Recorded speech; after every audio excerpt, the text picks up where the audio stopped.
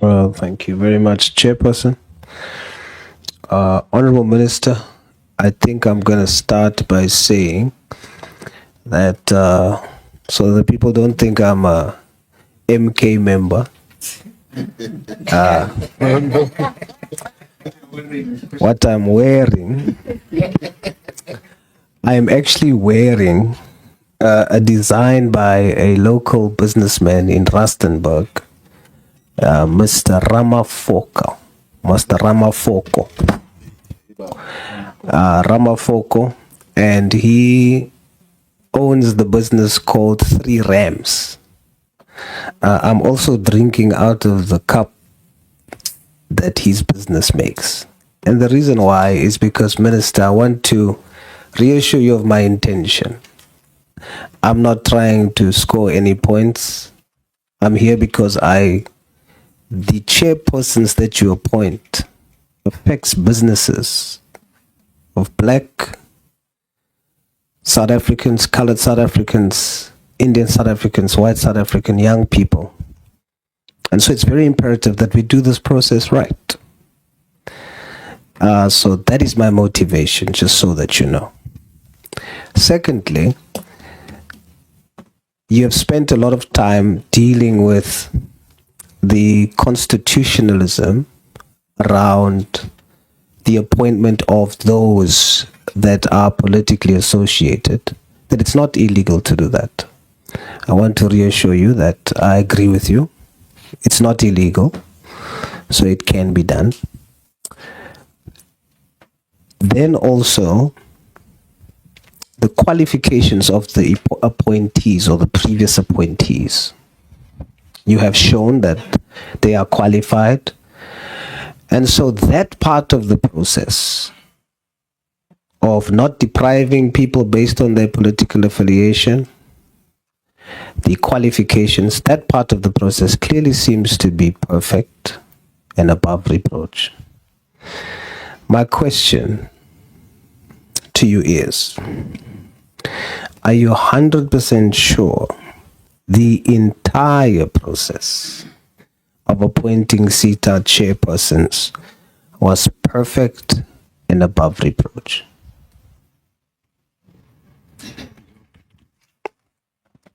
Beyond, above, same thing. Thank you so much, Honorable Soul. That's what I can say. One did not anticipate the outcry from the society, to be honest, because what I sticked on is the criteria and the application of the act. That's what the mandate that I gave to the independent panel that was overseeing the process. So after seeing that or observing that there is an outcry, as a responsible citizen, as a public representative, I had to act and respond to their outcries. That's why now, when we reopen the process, we are going to take all those issues that they've raised into consideration. Thank you so much. Thank you, Honorable Minister. Are you aware that Government Gazette number 34249 of the 26th of April 2011, regulations for matters relating to the accounting authority of CETA, uses the word independent chairperson in interpreting Section 11 of the Act? Are you aware? To be honest, I haven't looked at the Government Gazette of 2016. I have. I have to be honest here. I have, and I put it to you for the sake of progress. Not this one. I would love to get the copy so that. Okay. Yes. I put it to you that said regulation speaks of independent chairpersons. What is your understanding of independent chairpersons? Just off the cuff.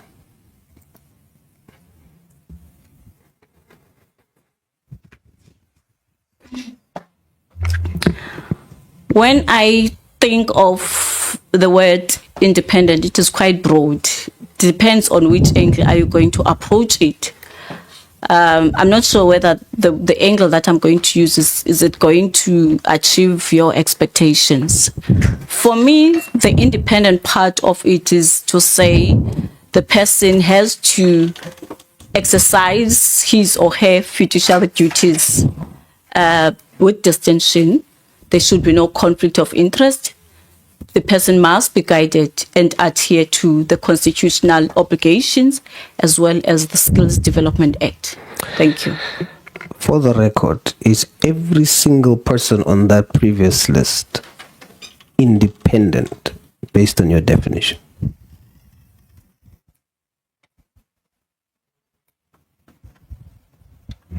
Because in terms of be it a person is implicated or is allegation or was arrested or has a criminal record, my determination was based on the vetting report that I received. So it made me to be comfortable that indeed the process is independent, because amongst the measures that I said I'm going to put as the minister is to sign a service level agreement with those chairs and to indicate that they must not do any business within the sector. The process might have been independent. I'm asking, are you, based on your definition of independent chairperson, are you 100% sure that every single person on that previous list of appointees are independent chairpersons based on your definition, not mine?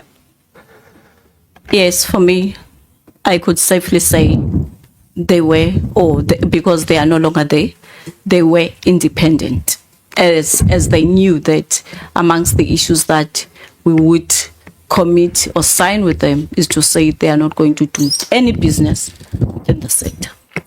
Are you sure?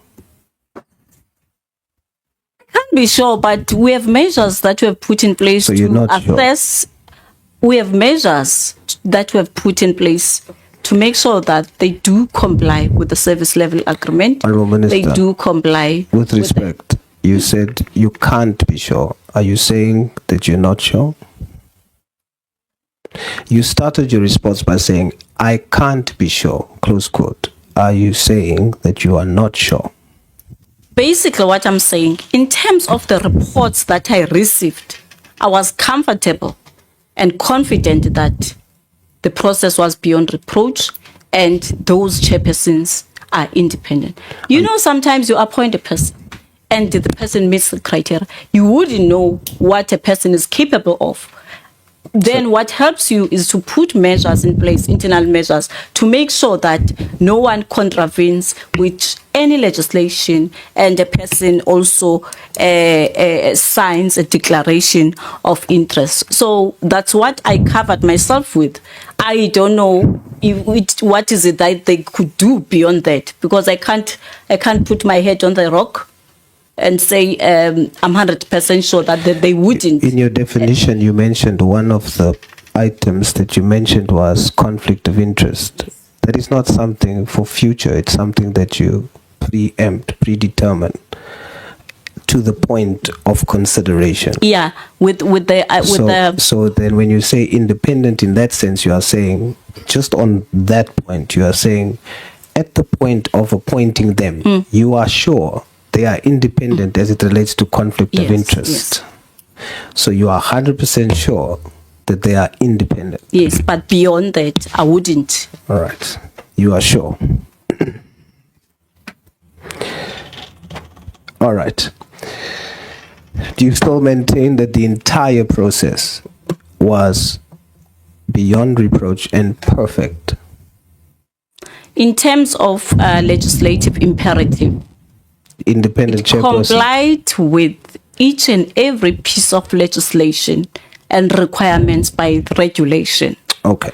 But then additionally, it's my responsibility as a public representative to listen to what people are saying. When they say the recommended list is politically bloated, I had to respond. That's the only matter that made me to then say I want to review the process. Okay. I just put to you another element to consider, which is the independence of the chairperson. Okay. The second one is, are you aware of the insertion of section 11 capital letter A and section 11 capital letter B in the Skills Development Act. Are you aware?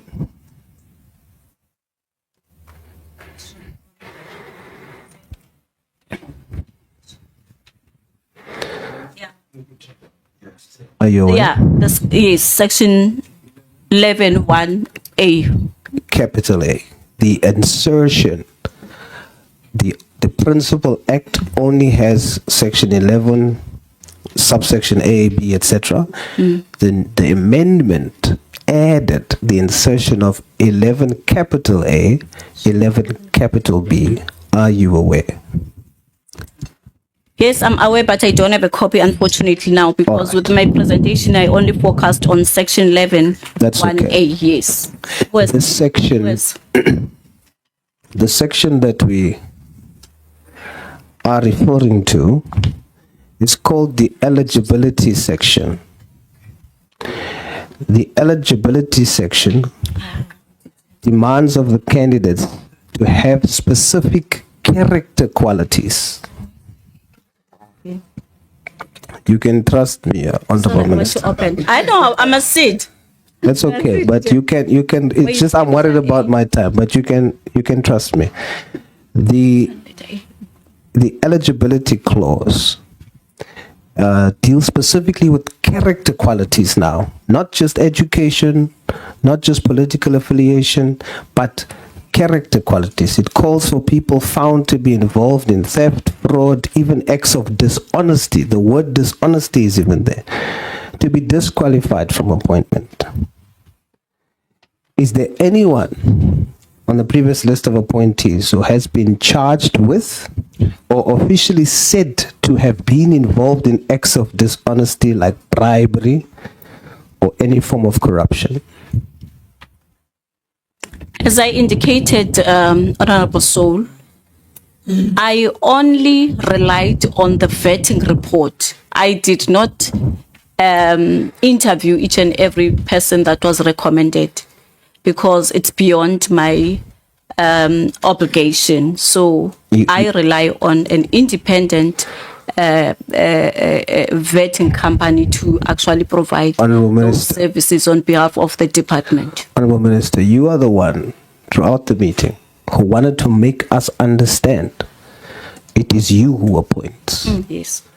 Then you wanted to make us understand, because it's not just in your individual capacity. You are not as an individual capable of doing all of that yourself.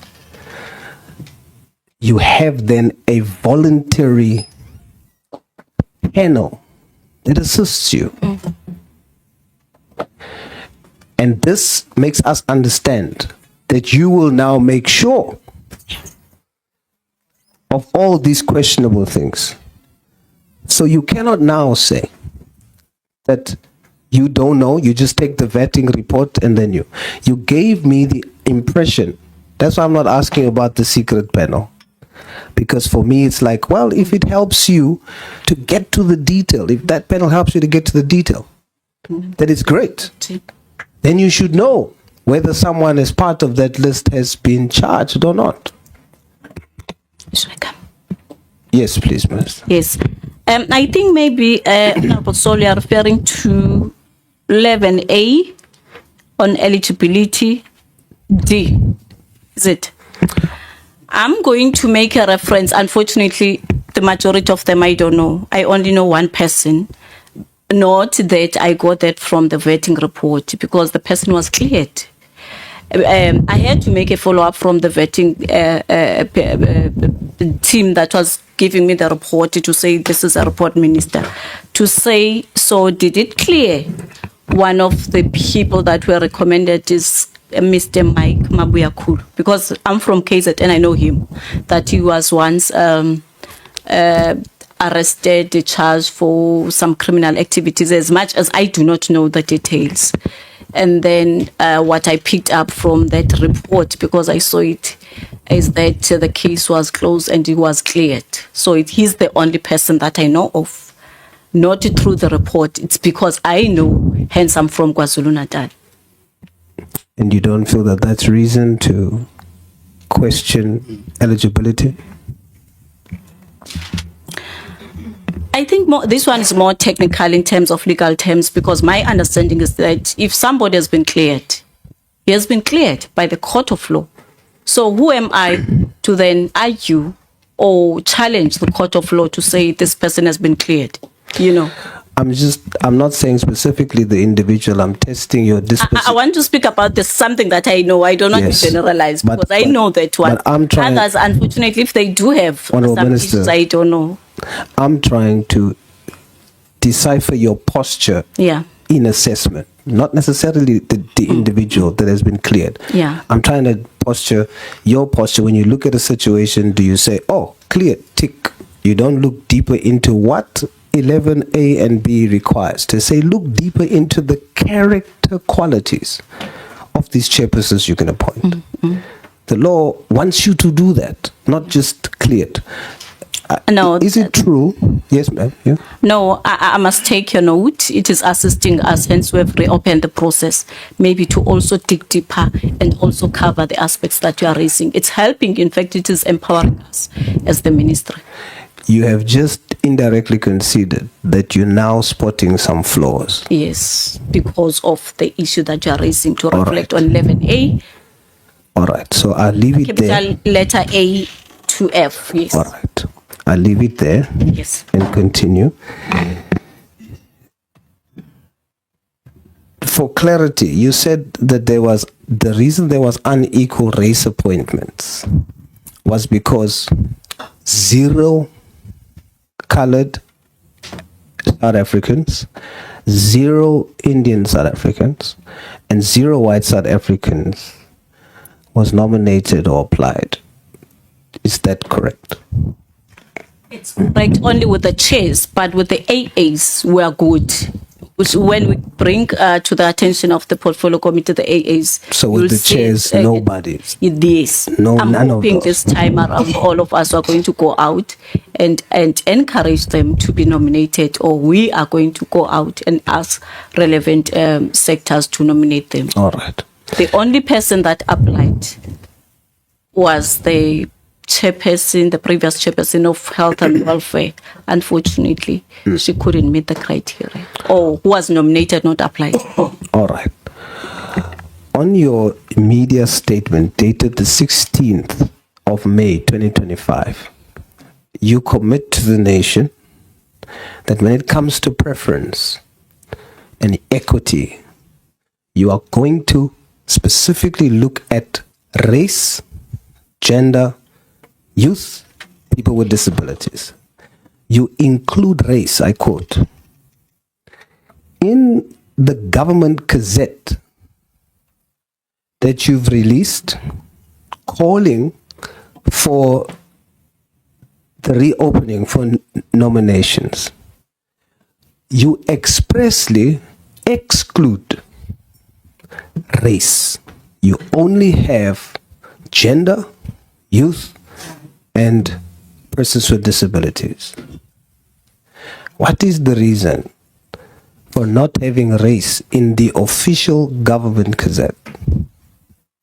Maybe if I can respond to this one is because when I looked at the constitution, because that one was a gazette, at least that one, the first one was a statement. The Constitution of the Republic of South Africa prohibits unfair discrimination on the grounds of race. So it was not easy for me to just put race on a government gazette. Hence, the Constitution prohibits. No, for equity, you are saying the Constitution allows you to have preference for equity, to look at racial balance.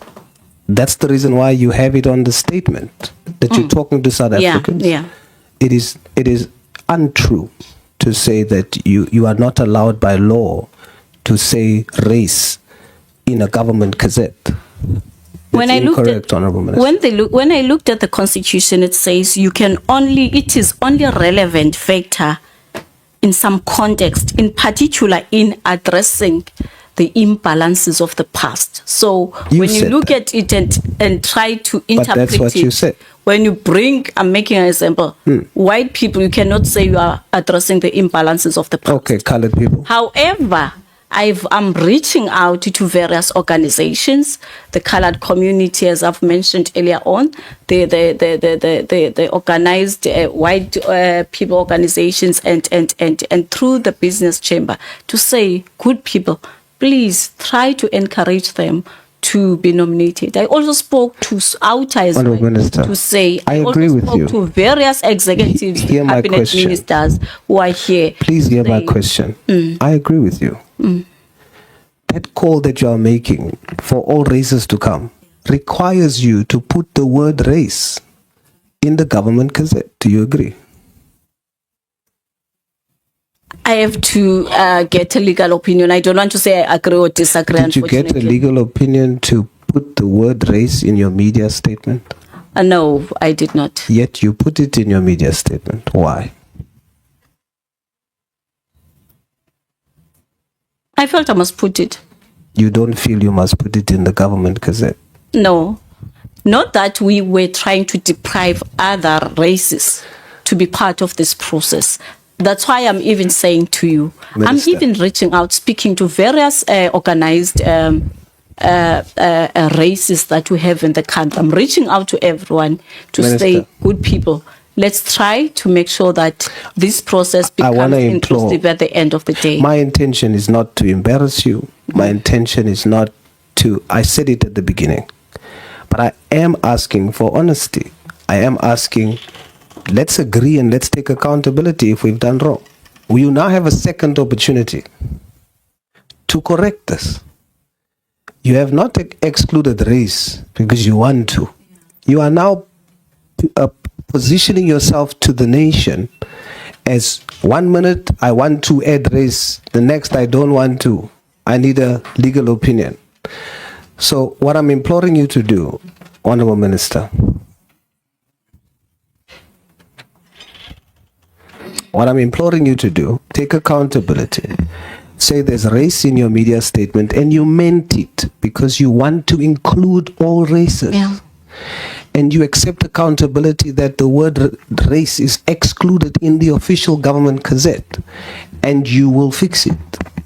I will do, Honorable Soul. Thank you, Honourable Minister. Based on that concession, would you now agree that the entire process was not perfect and above reproach based on your concessions now? No, these concessions does not invalidate the process, because what guides the minister in terms of appointing AAs is the Skills Development Act. Okay, so I conclude. So I followed all the requirements as made in the Skills Development Okay, Act. so I conclude. However, I am going to consider the issues that you have raised here. Okay. I am going to speak to my team to also remove the gazette that we have advertised yesterday and put this one, because we want to make sure that Yes. this process becomes inclusive as much as we could. Thank you, Honourable Minister. Thank I you, sir. put it to you, even though that you have admitted to the flaws, and by virtue of the fact that there are flaws that you conceded to, that makes the process not perfect. That makes the process not above reproach. The one that- May I just have your focus this one? Because I'm concluding. It is Honourable. confusing me. Yeah. It's showing me what I spoke on already, Honorable. So Yeah. I'm so sorry. Because I'm concluding. And I'd like you to hear this, to say that because of that concession, I put it to you that the process has been flawed. I'm glad that you're committing to fix it. And I want to remind you, Honourable Minister, you're not fixing it for you, you're not fixing it for the panel, not for me. You're fixing it for young black businessmen and women like 3 Rams, Mr. Ramafoko. I thank you, Chair. Thank you, Honourable Minister. Thank you. Thank you, Honorable Lonzi. Ashley Sauls, representing the Patriotic Alliance, went straight to the point. No riddles, no rehearsed compliments. Just direct questioning and powerful concern about the state of our higher education institutions, especially Mpumalanga University. His tone, firm but respectful. His words, unforgettable. My intention is not to embarrass you, Minister, Sauls began, looking dry. Nobuhle Nkabane dead in the eyes, but you need to take responsibility. That line right there set the tone for what became a no-nonsense reality check. And no, this wasn't some political grandstanding. This was about real issues. About students. About leadership. About the lack of consultation with Parliament when sweeping decisions are made. Like changes to university policies affecting thousands of students. Changes that, as Sauls pointed out, were done without even a courtesy knock on the door of the committee responsible for oversight. He demanded clarity. Why were policies being changed behind closed doors? Why were stakeholders, students, faculty, MPs, not properly consulted? And most importantly, what's being done to ensure South Africa's youth are not left behind in a chaotic system of disjointed decision-making? Minister Nkabane, to her credit, stayed composed. She didn't deflect. She didn't deny. Instead, she acknowledged the weight of the issues and expressed her willingness to account. She emphasized that her department is working to improve governance structures and ensure that universities are not acting as lone wolves. Now let's pause there for a second. Because this wasn't just about Mpumalanga University. It was about a culture. A pattern. Ashley Sauls gave voice to frustrations that many South Africans feel, that decisions are often made at the top without consulting those most affected. And in the case of higher education, that means students who are trying to navigate everything from fees and accommodation to curriculum changes and mental health services. And let's be honest, South Africa's higher education sector has had its fair share of headlines. Protests, allegations of corruption, leadership battles, students sleeping in libraries. So when a committee member finally says, enough is enough, and demands accountability, it matters. But here's the thing that really stood out. Sauls wasn't there to throw political punches. In fact, he said it multiple times, he wasn't there to humiliate or score points. He was there to urge action. To say, Minister, your name is on this department now. These problems are yours to fix. And that kind of pressure, delivered with respect but without compromise, is exactly what oversight should look like. Minister Nkabane responded with a promise. She said that investigations into maladministration and governance failures are already underway. She assured the committee that student well-being is a top priority, and that changes to institutional policies would be revisited in consultation with Parliament. But as Sauls reminded everyone, promises are only as good as the follow-through. The takeaway here, we witnessed one of the rarest things in politics, a brutally honest conversation that was both confrontational and constructive. A politician calling for accountability not for clout, but for the sake of students. A minister willing to listen instead of defend. And whether you support the Patriotic Alliance or not, whether you're a student or a taxpayer, moments like this matter.